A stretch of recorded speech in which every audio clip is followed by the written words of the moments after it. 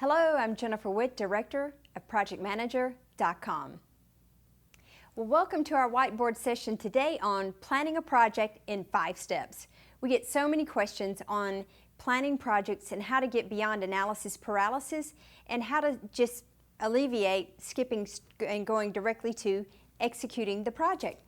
So today what we want to talk about are there are some simple things that you can do to get out of analysis paralysis and begin planning to go towards execution. So I like to boil things down and make things simple, and I love a picture. Picture to me is worth 1,000 words. So in essence, we're trying to determine how do we get from point A to point B in a project. Point A being going from the beginning of the project with your scope and objectives to the end objective of the project, because as you know, a project has an objective. We're doing this project for some objective. And so if we work in planning, we come up with a course of action to get from point A to point B. So the assumption here is that the initiating has already started. So you are working with an authorized project charter that authorizes the project manager to even begin working on this. A lot of times we get ahead of ourselves in our projects and we can begin working on that. So the assumption here is we have the authorization to begin the planning for this project, and we do have a project charter which includes like a high-level budget, high-level scope, timeline, and resources for this project. So now the project manager is tasked with planning this.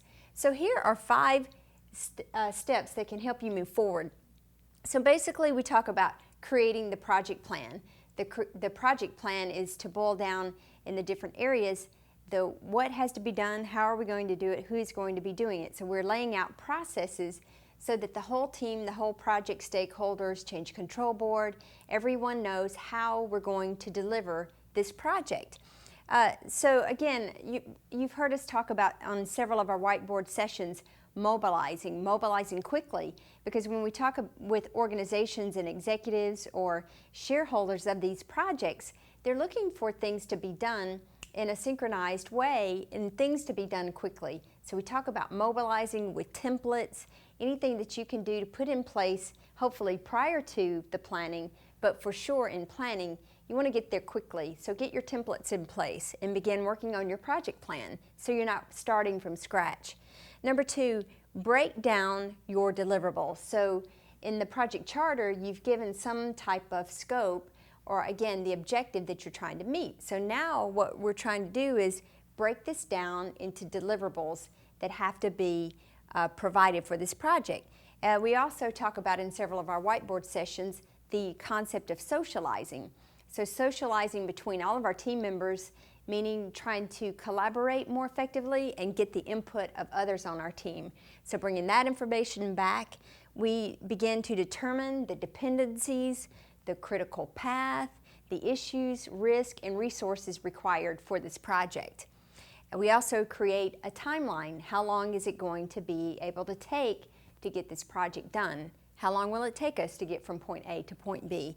And then we go about assigning specific resources to produce deliverables, to get tasks done to produce those deliverables. So the result is, by doing these steps, we produce or we come up with our course of action to get from point A to point B. I always like to look for resources. What are some additional resources that I can or you can use for project managers? So we believe strongly in templates, so you don't have to start from scratch. Take something that's repeatable for your type of projects or maybe for your organizations or the specific type of project that you're doing. Also, starting with the resource matrix by knowing who is available in your organization for this project, who's been tapped for this project, and any kind of organizational charts to know who are other resources in other organizations or what other organizations are we going to be interacting with. Those also have an input into some other priorities that may be going on with your project. And number 3, we believe in project management software with document sharing, so that in order to get these planning steps done, we are going to have to, as a project manager, collaborate with other team members, where they're project team members, our change control board, our stakeholders. So these are 5 steps that we believe that are effective in planning your project. to?